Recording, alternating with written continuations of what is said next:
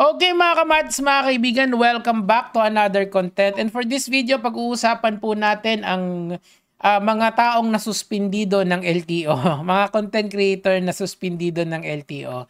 Kasi parang may strict ang LTO ngayon na nagsususpend sila ng mga influencer. Pero ang kagandahan nito kasi parang may good story, may bad story. Punta muna tayo dun sa bad story dito kay Cherry White and then dun tayo sa good story. Pakinggan natin muna yung balita. Isa na namang vlogger ang napatrobol matapos mag-video habang nagmamaneho ng nakataas ang paa. Alam nyo, ito hindi ko maintindihan dito sa mga vloggers na to eh. Hindi nyo ba nakikita yung trend?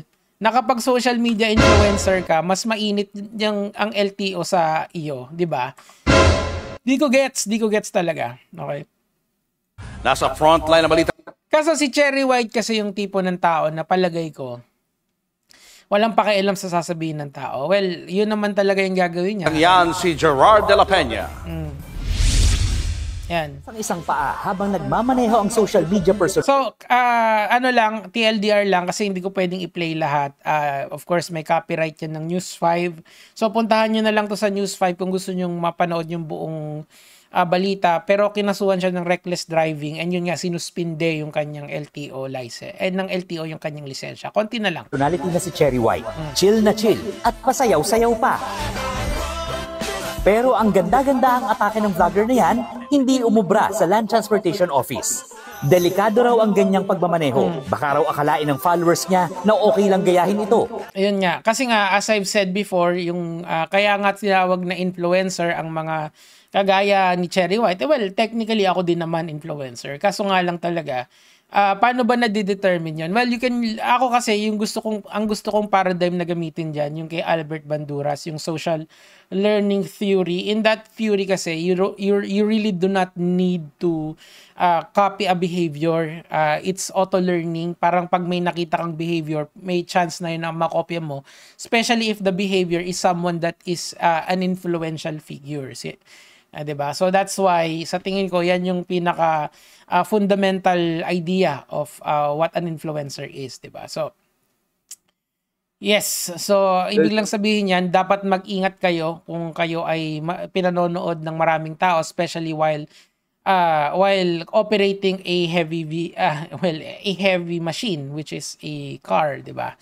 Of course, pagka na-aksidente kayo dyan, and yung accident na yon could lead to things like, kunyari, makapatay ka, knock on wood. Pero pag nakapatay ka, that's something na pagdudusahan mo habang buhay, di ba? So, I guess, ang kailangan mong gawin is, dapat ayusin mo talaga yung buhay mo. Kapag ikaw ay nagmamaneho, di ba? Now, let's go now doon sa respond ni Cherry White. Kasi, may respond dito si Cherry White, panoorin natin, okay? Okay. Ang daming nagtatanong sa akin kung totoo daw ba yan. Tignan nyo yung itsura. Malamang totoo yan. Alangan naman AI generated. Ako nakabukaka. Nabansagan tayong bukaka girl. Hindi naman siguro. Parang kilala ka naman. Ganto yan. Ang dami nagtatanong sa akin. Okay, yung picture na yan. Tapos nakarating na rin ng GMA Public Affairs. Okay. Tapos nakarating na rin syempre sa News 5. Okay. Ewan ko sa ABS, wala pa ata. Hindi pa ata updated. Okay, so TLDR ko na lang yan. Hindi niya in-address actually yung nangyari. Of course, siguro natanggap niya na suspended na yung lisensya niya and hindi siya makakapagmaneho sa X amount of time. So, ang ginawa niya, nagbenta na lang siya ng pampaputi at saka yung mga binibenta niya. Hindi, okay na rin yan kaysa mag-promote ng sugal. Kasi dati yan, si Boy Tapang at saka siya, involved sila sa sugal. Pwede na yan siguro. And kung wala naman siyang magagawa doon, talagang tatanggapin niya yung parusa ng LTO. For a certain period of time, masususpende yung lisensya niya. Kaso, siguro, masasabi ko na medyo immature yung atake niya dahil imbis na mag-apologize siya, tapos sabihin niya sa mga followers niya na wag tularan yung ginawa niya kasi tatanga-tanga siya, nagbenta na lang. Ganun talaga. Palakpakan na lang yun. Anyway, mga kaibigan, hanggang doon lang ako dyan kay Cherry White kasi wala naman akong totoong beef dyan. Pero mas gusto ko yung atake ni Josh Mojica. Alam nyo naman, kilala nyo naman si Josh. Isa yan sa mga kinontent natin nung 2024, I believe. And ngayon, napaka-mature nung take niya sa mga nangyayari sa kanya. And I'm really glad na he step up. And of course, yung public speaking niya, sa tingin ko na ang laki ng improvement niya.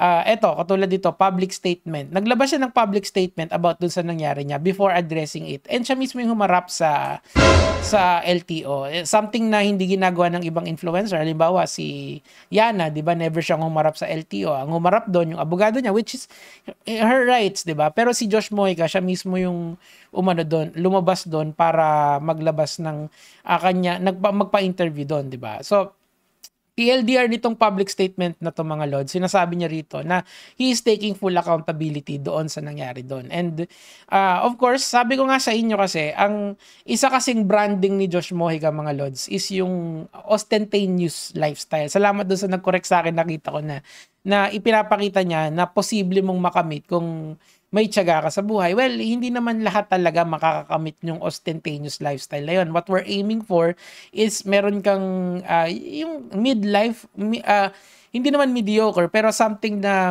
afford mong kumain ng kahit anong gusto mo pag may emergency funds ka and marami kang income stream. Siguro kung meron akong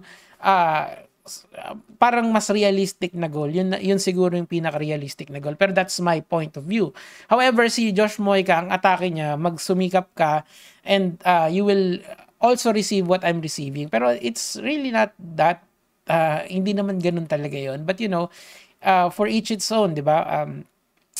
So, ang atake ni Josh dito, bukod sa sumagot siya, nagpa-interview din siya, which is something na hindi ginawa ng mga influencers na nahuli ng LTO, di ba? Parang, I think this is the first time na siya yung nagsalita for that, di ba? So, pakinggan lang natin ng konti and mag-react tayo. Okay, andito tayo sa, pumunta po tayo dito sa LTO and pumunta tayo dito to admit our mistake. It was a mistake. Very good. And it was a lesson for me.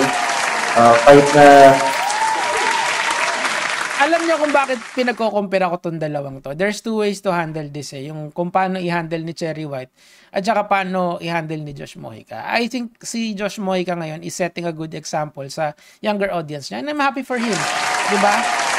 Hindi tapos na yung angas era niya Tapos na yung Andrew Tate wannabe era niya. I think he's growing into a personality na I believe na mas magugustuhan ng tao, di ba? Well, good luck kay Josh. I'm fully supporting this change na ginagawa niya. Tuloy natin. Kahit na may mga bagay na, alam mo yun, you're just really proud of to show off to the internet. Kasi nga ano niya yun branding niya kasi yun. I mean, I've made content sa kanya. So, gets ko yung ginagawa niya. Tuloy natin. Of course, you want to inspire the youth. The sole purpose of that video talaga is to show the youth that it's possible, and yun lang may purpose ko sa buhay ko.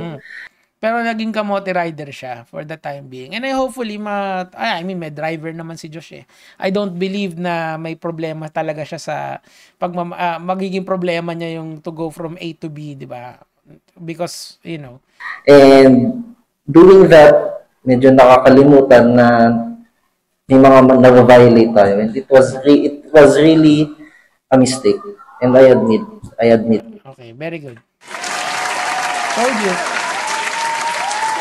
So, ang key takeaway natin dun sa sinabi ni Josh dito, I believe yung idea of accountability, yun yung meron siya na pinakita niya na is yet to be shown by Cherry White. Kaso nga lang, ang problema kasi kay Cherry White kasi, yung audience niya kasi, yung audience ni Cherry White kasi allows that kind of behavior. Kasi alam nila na comedy si Cherry White, patwitam, sexy. So, hindi siya seryoso in the sense na magbibigay siya ng life learnings doon sa nangyayari sa kanya. Parang happy-go-lucky siya. Si Josh naman, hindi siya ganun Very serious yung kanyang pinoproject sa mga audience niya. And I'm really glad na imbis na magalit siya doon sa sistema, like yung nangyari sa diploma o diskarte, inadmit niya na may kamalian siya doon sa ginawa niya. And you know, nagkaroon pa ng moral lesson doon sa mga fans niya, di ba? And you know, mas maganda yon, di ba? Kaysa doon sa ginagawa ni Cherry White. Pero Gets naman yan, 'di ba? Gets naman yung mga ganyang galawan dito sa internet. Kanya-kanyang branding yan, kanya-kanyang way to handle yung ganitong klaseng public na stressful event, I wanna say, or public calamity. Ano bang tawag dyan? Yung mga public, mga nangyayari sa publiko. As an influencer kasi, darating at darating sa'yo yan that you have to you will have some issues na kailangan mong i-handle. How will you handle it? Will you go legal? Will you go quiet? Depende yan eh. Parang ako, I'm handling my things my own way. Yung nga lang, hindi gusto ng tao, pero so be it, di ba? We live with the consequences, and I'm happy for Josh and kay Cherry White. Salamat na lang sa content, idol. Yun lang naman yung sa akin for today. Gege mga loves.